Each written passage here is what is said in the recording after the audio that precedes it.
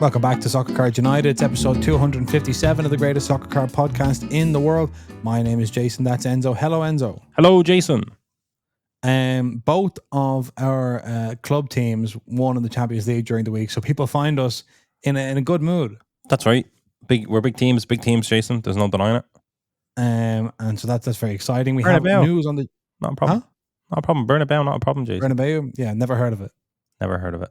You'll chase them down. You'll get those... You'll overtake them on the trophies one of these days. 100%. It's a matter of time. As soon as... Yeah. Shut up. We have some interesting little items on the show today.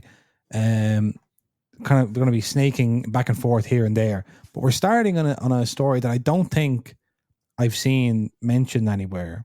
So we could be kind of doing an exclusive or at least a scoop. Or a bit of a conspiracy. Kind of, yeah. Wow. So, at the London Card Show at the weekend, just gone, we had heard that there were rumblings on UK eBay. Okay. That there were moves afoot to take down private listings. So just individuals, not business, just private listings of boxes that were bought from Tops. So resale box, people reselling boxes. Okay. So the bit of context for this, right, is that we covered at the show 6 or 8 weeks ago that eBay got rid of their private seller fees in the UK. Yes. So eBay are no longer making their 13% if you as a private seller sell something.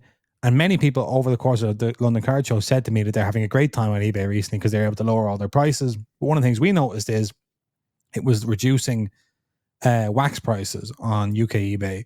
And the reason we noticed is that people were showing us lower comps because if you're selling wax or you buy a box to resell it, or you decide to resell a box you've already had, you no longer have to take into account the fact that you have fees. But if you're a business seller in the UK, you still have to pay the fees. So there was kind of a disparity emerging between the business sellers and the private sellers in the UK, most notable in sealed boxes. Are you with me so far? Yeah, I'm with you. Definitely. Not having to account for fees on boxes. Obviously, most boxes are kind of above 100, above 200. So that becomes a significant difference when you're accounting for kind of 13% fees. And yeah, I don't want to say crashing the market on boxes by any means, but certainly making it horribly competitive. Softening the market. No doubt about it. But only in the UK. Yeah. Europe only in the UK. It's a good thing they're their own little market. There is a definite effect of, if people don't just show you geographically limited comps. People talk about what's that box doing, they'll show you a comp from here, there, and everywhere, and they don't want to hear about shipping and they don't want to hear about imports. No, they don't want to hear. They want best case scenario always. Yeah, definitely. Everything is just assumed to be shipped for free and smuggled, so there's no friction. International business law does not apply to comps. Exactly. Yeah. So one of the interesting effects it's had is that people were able to buy boxes and basically risk-free, because if worse came to worse and they ended up having to sell for RRP, they would no longer lose any money. They just break even. Whereas before, if you thought a box that was coming out of £100 might go to £250, if it didn't go to at least X, you were out of pocket. Whereas now that wasn't the case. So people, a couple of times we've seen it, maybe with entertainment and most recently with Topps Deco, where something has come out, there hasn't been the hype that there would have been 18 months ago, 2 years ago, and the box price hasn't, doubled or tripled or whatever, and people have just said, all right, feck that, I actually want the money back instead, and they've instantly reduced the price and kind of raced to the bottom. So then a little bird told us yesterday. This happens when you're at the London show, by the way. Your feet are on the ground. You're hearing things that don't make it online. You're hearing things you don't know about. You're hearing things people don't want to tell you, in private on the internet that's, screenshotable. They want to whisper something in your ear and let you know what might be going down. That's right. So, and I think, I don't know if I said to you on air or off air, we're talking about going to London and the fact that we're busy and traveling and all this stuff. And I said to you either on or off air that I do like going to London though, because you hear things. You kind of get you get in the thick of it. You get in the kind of in the mixer, and you start hearing. And this is a perfect example. So this was, as far as I'm concerned, the trip was worth it because we get to talk about this news on the show. So somebody said to us then, as a follow-up, have a look at the eBay listings of Topps Deco today and tomorrow. because eBay are going to start sweeping any deco listings that aren't from business sellers off the platform. So it appears that they did. And then it appears that people instantly relisted them. So just for anyone watching, I'll just get some boxes up here so people can see what we're talking about. You didn't pull up the specific term and condition, did you, Jason? You haven't done that. That's not in the background, no? The specific terms and conditions are somewhere in this eBay UK user agreement. Right. But I'll do cliff notes for people. Basically, it is actually kind of said within, the terms and condition that we never pay that much attention to. There is basically saying, as a private seller, you can sell stuff, no problem. But as a private seller, you cannot buy something with the intention to sell. Do you know what I mean? So you can't be a flipper, basically. eBay basically say, we also hate flippers. And as a result of this, and I suppose they probably never ever clamped down on it, but now that they've removed seller fees, it's in their interest to clamp down on it because they don't want people buying boxes to sell them if they're not actual businesses, because they will get margins from businesses, basically. Yeah. And because Topps do the EQL raffle, it was kind of easy to identify that. Like, anyone that applies for this box has applied for a raffle to receive this box. And if they immediately list it on eBay before it's even in hand, then clearly their intention was to buy to sell. Like, it holds up in court, and that's why it seemingly, and this could have happened to many different products, many different categories potentially, but this is the one we've heard about, and it's the easiest one to kind of monitor. And we were doing this podcast on Thursday. A couple of days ago is when this sweep happened, that we literally, for a few hours, there was no eBay UK listings at all. And like, most of the ones you look at here now say new listing beside them. Obviously, some of them have actually been up for a day or so and they haven't. Yeah, so it's looking likely that there may be kind of a regular sweep of these things, because as you said, it's so easy to tell if if some of these listings, and I'm not having a go at anybody, some of these listings are like just literally screenshots of the confirmation of the EQL win, which to me is always like, come on, take one more step. So I get that. The interesting thing is, I had this conversation with somebody over the weekend, and not somebody from eBay, but what is kind of the cutoff point of buying to resell? Because so if say the stuff's not in hand yet, okay, I understand that. The screenshot thing is kind of binary. Coming into when the product is in hand, at that point, if you decide, like, are you allowed to list it then? Because it's like, it's kind of plausible that you waited the 6 weeks and then decided not to open it, and now it's like, or if you, I don't know, you go to a car boot sale or something, or a garage sale, I guess they'd say in the States, and you see like a box of 2018-19 Premier League Chrome there, and you buy it. Is the fact that that's old mean you're not buying it to resell? What is the, I feel like it's kind of a, it's every card listed on your eBay bought to resell. That's what I'm saying. Is part of the hobby. The hobby, yeah. Like, we have a bizarre hobby in a way that a lot of people within it are, and even if you're just collecting, you will find yourself buying to resell as well. Like, if you buy a break spot that's like a Man United break spot, but all you want is Garnacho, you might end up selling the rest of the hits that you get, and have you bought to resell, or what's going on? It doesn't really happen in other hobbies necessarily. It's interesting. I mean, I don't know. Like, would it be easier to just add fees onto anything in the category of seal box, or is there? I don't know. It depends. It's definitely new, but is it positive? Is it negative? It's hard to tell, because like, a lot of people buy to resell like that. Like, I would honestly say a good 80% of people that enter EQL, as much as anytime they lose an EQL, they'll say, I'm just a collector and all I wanted to do was open this box. I find that 99% of the winners tend to just go straight to eBay.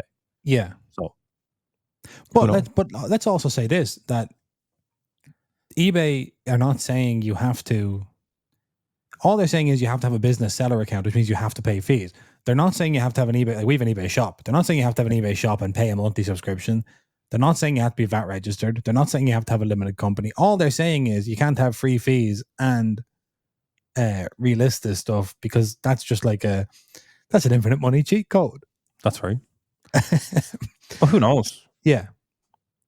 So, and if we only saw people who were willing to pay the 13% relist, which they could do by just toggling a button on or off, then the prices will go back up. There'll be no problem. Yeah, I mean, it's bizarre. Like, I'm not seeing any recent sales, right? So, like, in terms of when I say recent sales, the most recent sale on UK eBay of any deco is the 4th of November, so 3 days ago. So it's like, these have obviously just recently been relisted or whatever, but who knows? It's very. Listen, is this something you can police? Are you going down a dead end? Like, are you going right? What's the difference between a deco box or someone that buys a Panini box? It's a bit bizarre, but there's some moves being made, and it makes sense that there's more of a vested interest in this as soon as you've changed to zero seller fees. Yeah. Exactly, because now you're taking money out of eBay's pocket. Yeah, how dare you? Yeah. So we'll see. If anyone hears that, and right. if anyone has a listing up, because I haven't seen, we were on eBay trying to see is anyone complaining, or on Twitter trying to see if anyone was complaining about this or whatever. So if you had a deco listing up and it got taken down, did you get notification? Did it say you breached terms and conditions? Did it give you some form of information?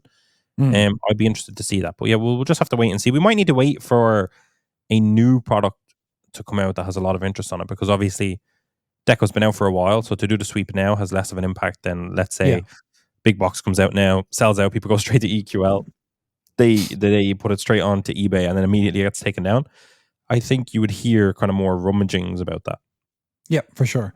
I mean, it's what's just to kind of take it out and zoom it out a little bit. Because I know in the UK specifically, and again, we're saying this to people who live outside the UK, but I think HMRC, the revenue people over there, the tax authorities, are bringing in some new laws basically to mimic more like how a lot of it is in the States, where like you have to say exactly any kind of like extra earned income at all. Like they're going to be pretty strict on chasing that down. So that combination of kind of increased focus on the tax thing and also this private seller, business seller thing. Because obviously, if you're listed as a business seller, you can't then turn around to HMRC and say, I don't make any money from eBay. Well, why have you got a business account then? Where's that money going? So my prediction is that we might see the UK hobby market, and London card shows in 2, 3, 4 years' time become more like the German market, where cash returns in a big way, same way it does in the States. People are doing cash transactions because there's a lot of regulation. So that's my prediction. Do you think a sweep like this positive or negative for collectors in the hobby, and positive or negative for businesses in the hobby? Like, what do you think is an outcome of this? If this was so strict that literally, if you have your little private seller account, you literally can't even list on eBay with a box that you bought on EQL, for example, if they got to that level of kind of competence that you're there, you're doing your deco listing and you press list and it says no. Yeah. No, what are you doing here? Yeah. Good, bad, indifferent. Will it stick? Will it not? I suppose, like, if that was so let's just take it as that's the rule on global eBay. So no matter where you're selling, that's the rule. I suppose one of those hobby businesses, would be us. That's what I'm saying. So from my point of view, as someone who has a hobby business, I think it's a positive thing for the hobby businesses and for collectors, actually. Because I think there's 3 things. I think it'll lead to more cards or more boxes getting opened, either by collectors, and people only buy the things they want to open, or the things they want to break. Either way, those boxes are getting opened, and the supply of sealed boxes is going down, which would benefit me as someone who has sealed boxes. Do you think it would, would it have an impact of people who normally would put their kind of name in the hat of an EQL or similar Panini, maybe Dutch auction or something? Yeah. Do you think people that do that with the intention of reselling, knowing now that in this world they couldn't resell it, do you think that those people might end up spending more money on cards? I do. I think because I think we've both said on the podcast that like a lot of people who buy boxes are kind of just like, not a lot of people. Some people are just flippers, and whether they were flipping sneakers or whether they were flipping boxes of cards or whatever it is, they'll just flip it. And I have kind of never really believed in the theory that the majority of people who make 20, 50, 100, 200 extra euro by flipping a box are spending that money back in the hobby. I think a lot of the times that money is just coming out of the hobby. And so if even the people who, if they spend half the money they spend on these boxes on cards instead, then singles would be doing a lot better. And I think we have a more mature, more healthy hobby. But obviously, especially with, super biased. Especially with obviously people that are selling those singles that they could be buying are putting them on eBay with no fees, and therefore the prices are a little bit more competitive and exactly, etc. Yeah, interesting. But it's like we don't know. We'll see what happens. We don't know, but that's a little scoop that we were kind of given. Yep. I should just say as well, it's not just sports boxes, because Chibi Collectibles on Instagram I saw put up a story, who's a UK Pokemon seller, just dropping his opinion. and said, whether you use eBay as a platform to sell your cards or you don't, if you're running a business in collectibles, especially Pokemon, so this is just because obviously we've been talking about it from a sports point of view, but this is not Yep. a limited, this is not a kind of limited problem.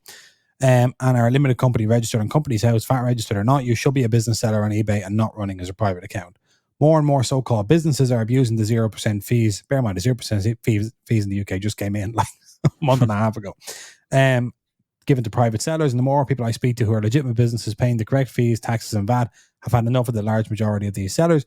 If you're running a business, act like it. Too long, this bedroom seller mentality has been going on. If you sponsor shows or even run shows and are a private eBay seller, you need to take a look at yourself. In eBay's T's and C's, it clearly states you buy an item with the intention of reselling it for profit. You should be a business seller. Huge respect to all the business eBay sellers. Times will change and Exodus is coming, and soon the frustration will all be. They're kind of got sinister at the end, but so it just goes to show that it's not just private flippers. They're actually people who are running businesses and who are choosing not to say that, which I don't think is. I think it's fascinating because you give a big win to the hobby by doing zero fees, but then there's also this kind of air of, I don't know, regulation. I don't know, but like from obviously us, like we've dedicated ourselves to being a hobby business, so like we do have that kind of point of view, and it's kind of like, technically speaking, our ability to sell wax on eBay would dramatically improve if eBay, policed eBay private sellers that are just kind of, as you said, bedroom sellers, etc. Yeah. But at the same time, I don't know. That's how even like we would have got our start as well. Like I remember winning a box on eBay or on Tops.com, like going on, logging in, beating everyone to the checkout, putting it on eBay. I mean, like we obviously put it on the website, but like eBay, we only recently started selling boxes on eBay, like in the last year. But even so, it's like I remember maybe the Lost Rookie. I think I won, and this is obviously not a box, but I won the Ronaldo Lost Rookie, and I believe I sold that on eBay.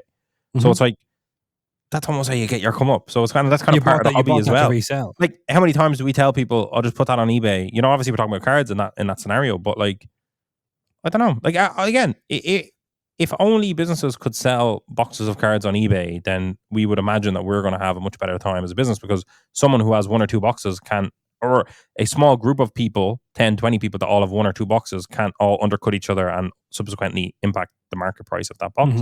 But then, like, I don't know, is that fair competition? I don't know. Yeah, counterintuitively to that, does that kind of just take a lot of, like, no one wants, and we've seen this with Fanatics a lot, there is a level to which if you just insist that people stop having hybrid roles and you kind of force everyone to be one thing or another, so it's like, you're not a flipper or a reseller, you're a consumer, and people don't really get to be like that kind of, where they're like hobbyist hat, and under that hat they have all sorts of different identities, so it can take a lot of enthusiasm out of the market for sure. Yep. Because I think like people come to us at shows and might have like, a fairly liquid PSA 10 card that they themselves can't sell, and they'll trade it to us for a box and either open that box or probably sell that box, because they're like, I'll sell this box easier than I'll sell this card. Yeah, it's a weird one, because ultimately, like, the reality is, operating within this hobby, there is definitely a lot of people in the 3, 4, or 5 figures, maybe some in the 6 figures as well. Probably will say there is some in the 6 figures that will make 3, 4, 5, or 6 figures in this hobby, and they're doing it. If you're going to be, I don't know, black and white about it, they're doing it legitimately. They're not declaring everything. They're not, and there is almost this thing of like, you can imagine someone got to get thrown into the court of law for tax evasion. They're going, they're just cards. Like, no, this isn't, it's just my hobby. Yeah. It's just my hobby. Like, what are you talking about? It's like, have you not done, 100 grand profit this year? And I was like, no. See, he was a rookie and he done well, and I sold it. And it's like, yeah. And that's, I don't know. The gray area of the hobby has always been that, I think. Yeah. For people that are kind of in it for sport almost of buying and selling. So it is a bit weird to envision a clampdown or regulation, or people really actually going, hey lads, I understand it's pictures of cards or it's pictures of Pokemon or whatever it is, but you are running business, you're buying and selling stuff. There's taxes, there is, all sorts of stuff that you need to account for. You can't, this isn't, the gray area is a bit gone kind of thing. So is that coming? Is that good or bad? I don't know. And just because, it's definitely part of the hobby. If the hobby is not going to 10x and regulation is not going to follow right beside it, basically. Yes, because it's very people, the authorities, the platforms, everybody is happy to leave you alone if you're not making too much noise and you're not making too much money. Yeah. But all of a sudden, it's like, okay, well, this is big stuff. Then we want our cut, Yeah. It's like, I don't know. There's a couple of things. One is, like, obviously, I can see how people who do occasionally they're like, okay, maybe I win 1 in 4 EQL raffles and maybe I make best case scenario, 50 quid a box. So once every 6 months, I'm making 100 quid. Yeah. And now you're trying to paint me as some sort of person who's in a race to the bottom to crash the market and who's, hurting all these legitimate businesses. It's kind of like, I can see how people would be Offended. kind of offended by that and the idea that they're doing anything bad, because you could get a sense from the hobby businesses, like, well, you are just pulling the ladder up behind you. That's right. And it's also like, again, if no one else, if private sellers can't list a load of boxes on eBay, and then only businesses can, does that lead into potential price fixing cartel mentality, where it's like, right, no one's going to undercut the market, and therefore if we all just hold the price, if anyone wants this box, they can't buy it off a private seller that just has a box and wants to get out of it. Yeah, it's weird. I honestly think it could be very positive for card shows. If you can still win an EQL, and then you have more of an incentive to go to your local card show, local card shop, and try sell there. Yeah. But again, it's again, you're painting people. It's like you have to sneak into a show. I know. The authorities are on your case. But like, I think if you clamp down on eBay, I think it would, and especially in Europe at the moment, there's so many card shows. I think it would be inherently positive for the shows. People would be walking up with their boxes, going, you know what, I can't sell on eBay, but if I pay my attendee fee to London, I can have a box in my backpack, and I can go in and I'll sell that to someone, and great day. And it's almost incentivizing attendees to go to shows. But let's not forget as well that now with live selling apps, if you're on Vault or if you're on whatnot, you can just hop on, create an account, and break that box. But it's fascinating. eBay is such a platform, and then when you do zero fees, and everything is kind of like, I feel like there's a big, like, what's going on? What's happening now? That's kind of what I feel. It's kind of like there is options, as you've said rightly. You can go into whatnot and you could sell a box. You could go to a card show and sell a box. But then it's also like, right, but your singles have no fees on eBay, and there's so many eyes on eBay, and what do you do? What do you not do? In that case, you're more encouraged to open the box and sell the single. Maybe, but it's one of those things where I think it's obviously we're talking about it right now, and we're kind of having the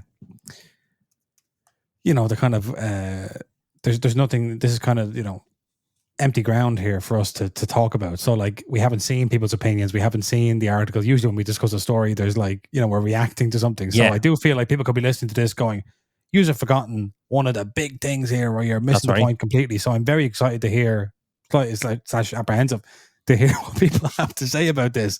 Let's say if you're going to respond to this, let's say it's respond to it in a world where it's been fully clamped down. Is what I'm saying. Do you know what I mean? Like the extreme of you can't do it. Is that good? Is it bad?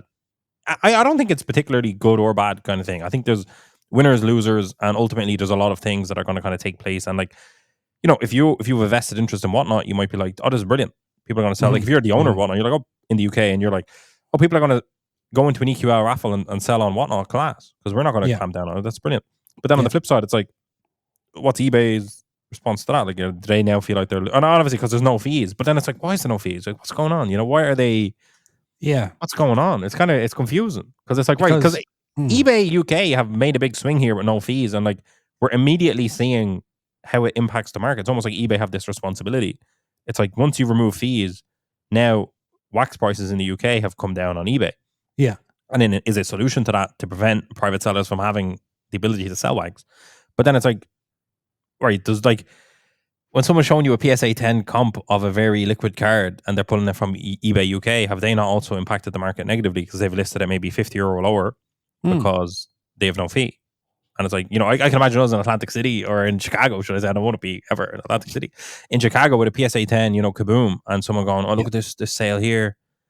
And we'd be on, like, I would 100%, that was on, it's a weird one, because like, that was on eBay UK, there's no fees there. But then it's like, right, well, I'm not counting, you're not adding eBay fee, we're not doing the transactions on eBay, so there's no eBay fees here either. I suppose the only thing you could say is, if they say, oh, it's 300 on eBay, so I want to give you 250, and you go, well, that's 300 net because it was eBay UK. So they'd be like, what? Yeah. What are you talking about? So it's confusing. I was going to say something there, and I had it. I don't know. There's winners, there's losers. I was saying there's winners, there's everything. Whatnot's going to be a big. I can't remember. It might come back to me what I was going to say, but it was I was holding it for a really, really long time, and then I just. I'm so sorry. No, it's okay. Yeah. No. Oh yeah, I have it right. So if you remember the story that where we first were talking about eBay getting rid of fees, for private sellers in the UK, that was in response to extreme competition from Depop and Vinted and other secondhand clothes sites. That was like the main category that drove that within eBay UK, because obviously it's a big category for them. And in that situation, they've identified one market where this zero fees thing could really, really help them get a foothold in the market, and it's kind of an unintended consequence on other markets. So it's like, because obviously vintage clothes or secondhand clothes, the idea is, as far as like looking at eBay's branding and their marketing around this kind of category, is you buy, a shirt to wear to the big Christmas party. You don't have any more parties until next Christmas where you're not going to want to wear the same shirt. So you put it on eBay and you sell it, and someone else can buy it. And it's like, so you bought it to wear, you wore it, and now you're selling it. Yeah. And the problem is, clothing, yeah. if you're not with the boxes, it's like, if you bought the box to open, you opened it and then you sold the cards, then you've done what you wanted to do when you bought the box, and now you're just selling the kind of the leftovers, the excess. I will say this. You know what? I will say this fully. I am fed up of the private seller selling boxes, Jason, and I've said it for a long time. During this conversation, you've firmed up your position. Yeah, because you know what it is. I've said it before. Maybe these are at card shows or in person or whatever, but it's like, I think if you look at the track record of boxes, EQL or non-EQL, doesn't matter, Panini, Topps, Futera, whoever, the days of buying a box for 100 quid and it goes to 300 are gone. They're gone. That happens 1 in every 5 to 10 boxes, maybe, right? Yeah. And I am sick of this kind of rush to buy a box with no intention of doing anything other than selling it, because last year's like Deco, this year's Deco, Chrome, almost every product, you buy it and it will sell for roughly what the ORP was. Yeah. If not a bit lower, and sometimes a little bit higher, but it's not a lot. Like, so it is like, I'm just kind of like, the market never matured to that and never really realized it. And people just stayed in the game of like, but I have to get the next one, because what if that's the one that goes up? And people are just in a weird cycle of, it's like, if you spent your time doing something else instead of applying into EQLs or waiting on websites for launches, you'd probably be financially better off, because a lot of these boxes aren't even flying up in value. So like, when we're operating like a business that's trying to sell stuff, and most of the people that buy in are people who buy 1 or 2 boxes and then just list it at a loss and don't really care because it's not a big deal for them. Like, it impacts the industry, and it impacts kind of what, I mean, if we have more boxes, like, it's harder for us to sell. So I don't know. I think it could almost shake off a lot of the people that are still just back from like kind of be a wake up call, because a lot of people have stopped doing that because they recognize. A lot of people haven't, but a lot of people haven't. Yeah. So it's kind of like, hopefully that just kind of rewires a lot of people and just gets them to go, do you know what? It's not worth my time buying boxes with the only intention just to sell. At which point you would imagine people who want to enter an EQL who are not winning, who actually just want to open a box at ORP and from top, so they know that nothing could have happened in between them getting it. If you're buying off maybe a reseller that's not as legit or whatever. Hopefully more people can just get boxes and open them. And as we said, cards end up on the market and you can tell them, hey, I know you bought that box for 200. You hit this of 10 Milan card that I want. It's not worth 200. I'm not giving you 200 because the box is 200, but now that card's in the market and I'll buy it from you for a certain value or whatever, So yeah, I don't know. I think it'll be interesting to see. It's definitely in a little kind of cosmic bubble if it's just the UK for now. We watch with bated breath, Jason. That's what I'll say. I had heard that there was also zero fees in Germany on eBay. That's what it said in the article where I originally reported on the UK fees being gone. There's whispers of that, yeah, isn't there? So, first of all, I can actually get that confirmed for the next episode. But I wonder if this is a similar problem that they're having in the German market. You said something there during that last point that made me think of something else, which is related in terms of boxes coming out and going up way in price.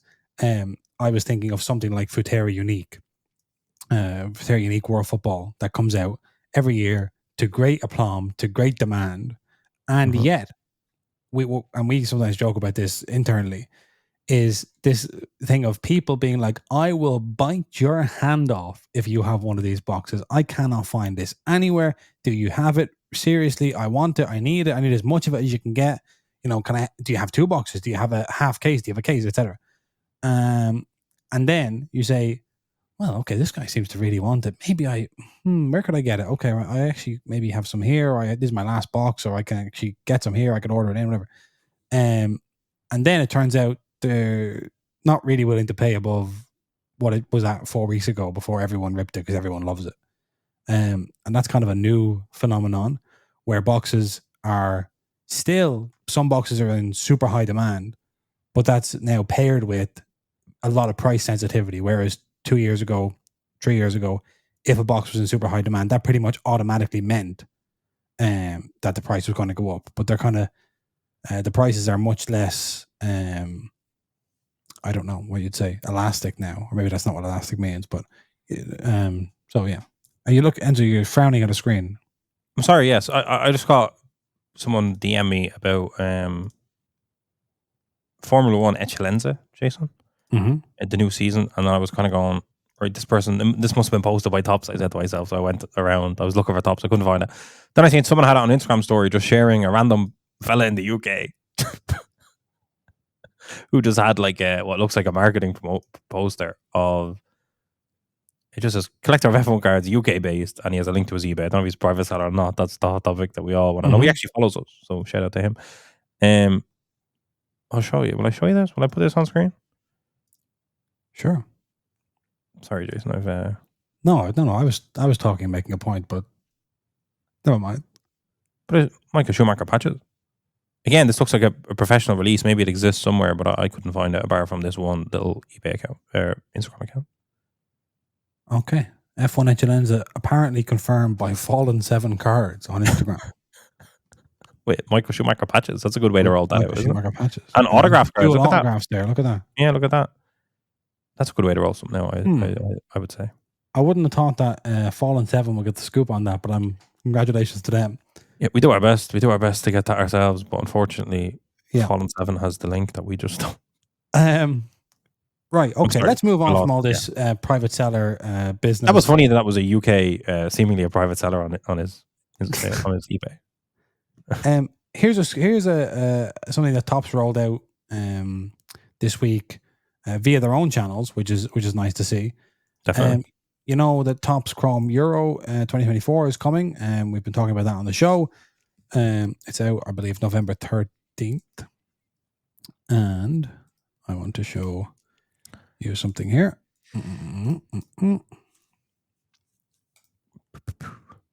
So this video originally appeared on Topps Instagram, but I couldn't zoom in on that, right. So I downloaded it. Nobody has ever seen one of these boxes open before. 23. First of all, just to say, that's the box is sapphire shaped.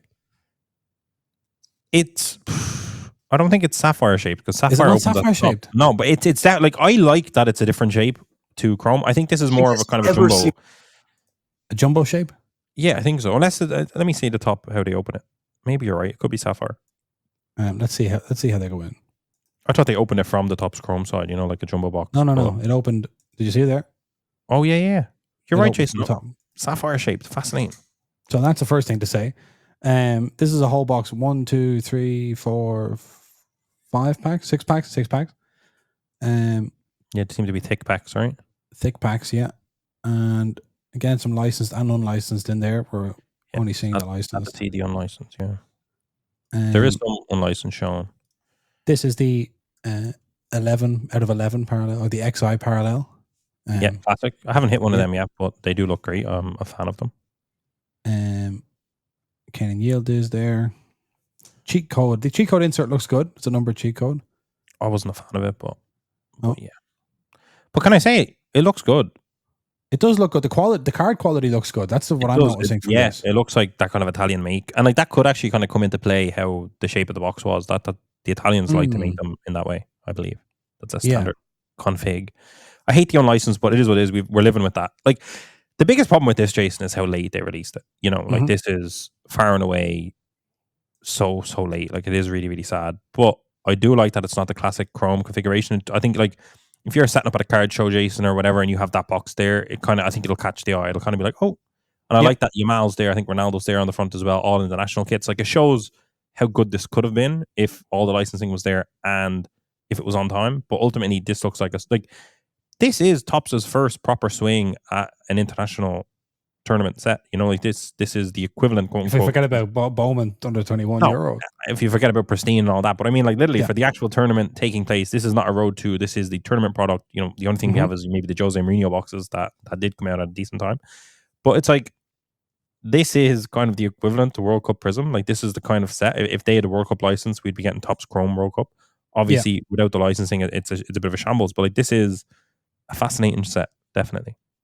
And I think just again, we can't tell that much from looking at it. But if the cardstock is the cardstock we think it is, UEFA Chrome going forward, or UCC Chrome going forward, presumably when Premier League Chrome makes a return, it's unlikely to be on this kind of stock because the print runs will be too high. So this could end up being a nice little set, even though it's unlicensed and all that stuff.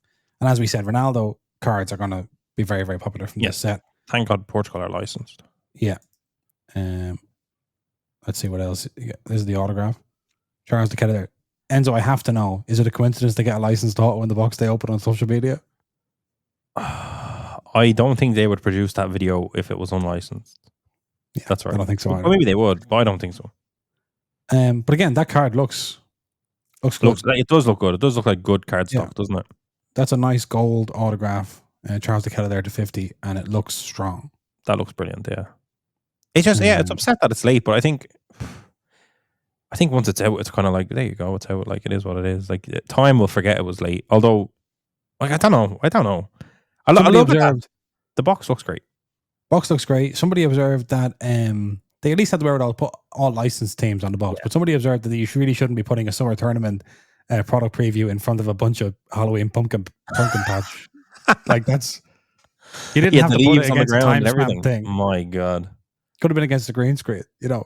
Yeah, that's good. But listen. At least they're being honest with us, you know. Look, it's officially licensed Euro set. Like it's not fantastic, obviously, but it's good. I think, like, to be honest, I'm happy that the box is that shape. That's such a weird thing, but it's doing something to my brain. Yeah, I'm like, this is good. It's not like the classic Chrome boxes. This is positive. Yes, I agree. So that was interesting to see, and I'm glad as well that they got that video out there, you know, with kind of 7 days still to go to the release. We talked about some Goldin results on the last show, and we mentioned that there's only a couple of items up on the Goldin 100 fall 2024 when it comes to soccer, and we just quick look at those right now coming to the podcast. What a set of items they are. Yeah, so right, first of all, way above all the cards by lot number is a jersey, and the price will tell you why. This is a April 27, 2011 UEFA Champions League semi-final first leg, Lionel Messi game used photo match FC Barcelona jersey, 2 goals in the 76th and 87th minute, worn in second half, resolution photo matching. Okay. So that's a Messi jersey. And then these two are incredible Gold Power 2014 Prisms. I have Messi a lot of in particular. A lot of it, yeah. So that Messi, obviously a scan is hard to note things, but I looked at the scan, I looked at the front and back, and I didn't see any immediate issues with this card. You know, like you see it authentic and you're kind of going, oh, authentic. Oh no, what's going on? Obviously the scans won't show you all, but it looks like it's in good condition. I think, like, if you look at the kind of surface, see the surface there under his arms and stuff, that happens. That happens with these Gold Powers from that set. We know that well from the big, huge set that we bought of all of them. But yeah, I graded them and got some 9s, got some 10s as well on that kind of a thing. I don't think that's going to get you a 6 or something like that. Like, I don't think it's as big a problem as it is. I think there's a chance the person who listed this thought that would cause a big issue. Right. Because it does look like horrible surface issues. Yes. But I think we had like a Vincent Kompany maybe and an Edin Dzeko that got PSA 9s. That had that. Yeah, and I'm pretty sure we have a Casillas PSA 10. I'm not sure if that had that or not. But I don't know. Authentic is a bit weird, but it's going strong. Like, the back of it is kind of the main part I was kind of looking at. The back of it is very solid, I think. I don't think there's major issues. A bit of whitening there, but we've seen PSA 10s given for that for World Cup Prism 2014. Way worse. We've got so like this could be a really fine example of this. I think the reason it was authenticated and not graded was the front of it seeming to have surface damage, but that's actually not. I mean, it's hard to know what PSA would give it. To be honest, I think it could go kind of either way. You could get a 9, you could get a 7. You know, it depends how it's perceived. Yeah. But the ones we had, I seen that and I just sent them all in, and we got some really good grades back. So, and for a card like that, doesn't matter, you know? It doesn't really matter, no. So that's a $26,000 or $31,720 with buyer's premium right now.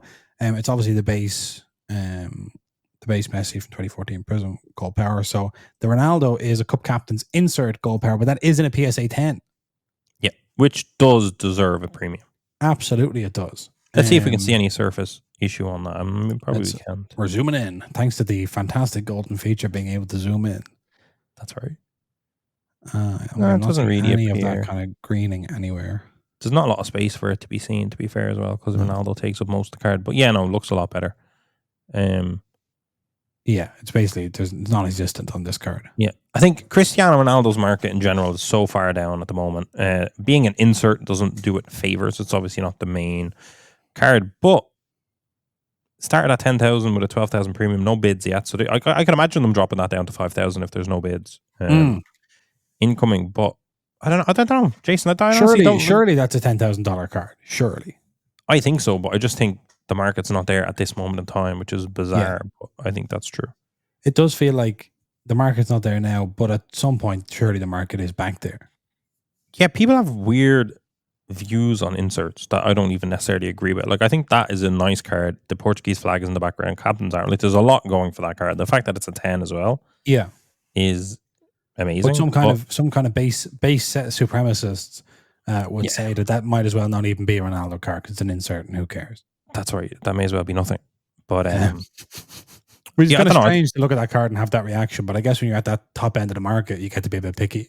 Yeah, but I think if you're 2014 Prism and you're talking gold power and you're talking PSA 10, I think there's only but so many cards better than that kind of exist. You know. You're right. When you're right. There we go. We'll soon find out if there's anyone for that.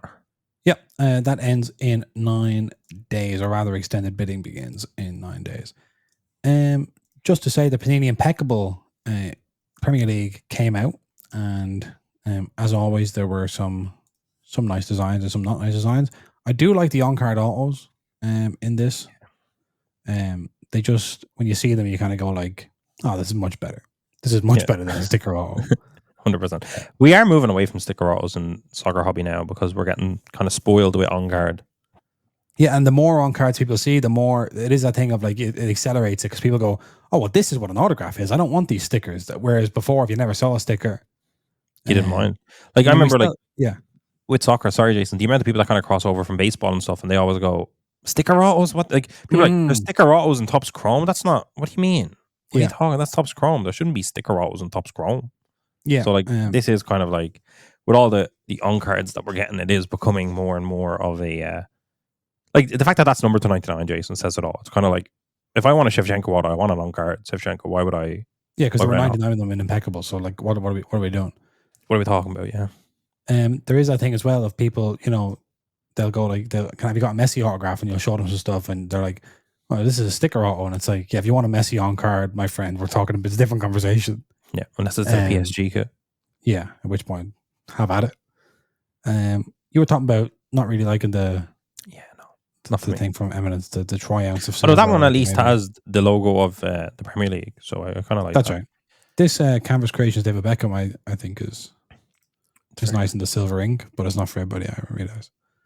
Yeah, I mean, I used to prefer the old kind of style of Canvas Creation, but it's still it's a really nice insert. That's the nice design this year again. I think the metal rookie, stainless rookies, stainless stars, metal rookies. I'm not a fan of those. I'm not a fan of them, but I think it's grand to have them in there. You know, like, do you think it's a worthwhile addition? Yeah, it's different. Like, well, you know, everything can't be the same. You know, I don't hate it. Right. Like, I don't collect it, whatever. But you know, maybe I'm grumpy. Maybe block your head. I love the club history ones where it has like the date of it, like the 1988 or whatever. I don't see any of them immediately here, but those are really, really nice cards. I saw a TFF Breaks hit a Ruud van Nistelrooy, and it said 95. I believe he scored 95 goals for Man United, and it was like an on-card autograph, and it said 95. That looked pretty nice. Some redemption cards. Zlatan is a redemption. Morgan Gibbs White is a redemption. Hard to get hands on him. Yeah, you can't get him when he's playing. I honestly think, obviously, the box price is mega high, but I do think the cards look very, very nice and impeccable. Like, I do think it's a beautiful. I like the kind of colored backgrounds and the texture of the cards and everything. I really, really am a fan. But again, yeah, especially on that, like the stickers look extra worse on that than they do because of almost how white the background is. Like they do look silvery. The card or kind gray. of demands an on-card auto. 100%. So yeah, but there's a lot of on-cards in there, so stuff to chase, no doubt about it. I remember opening an Impeccable box for the YouTube channel 2 seasons ago, maybe, and loving it. and then reminding myself at the end of the video of what the price was on the box, and being like, okay, I realize I've been very positive throughout this video, but it's like, I know this is like a 900 quid box, so it's not that good. Don't roast me in the comments or whatever, because it is as nice as they are, and that's why Impeccable cards often kind of hit their stride 4 or 5 years after they're released in terms of the singles, because long after it's on a third or fourth owner or whatever, you see the card show and you go, oh yeah, I'll have a bit of that, because it's completely divorced from the box price. But in these early days, it's hard to open a box and sell the singles for 10, 20 quid, completely. We also talked about, when we were talking about Goldin on Tuesday, there was a Jose Mourinho 101, the special one Dynasty, which I think did $25,000 and we had a write-in from our friend at Cedar Hollow Cards. And I'll read it to you now.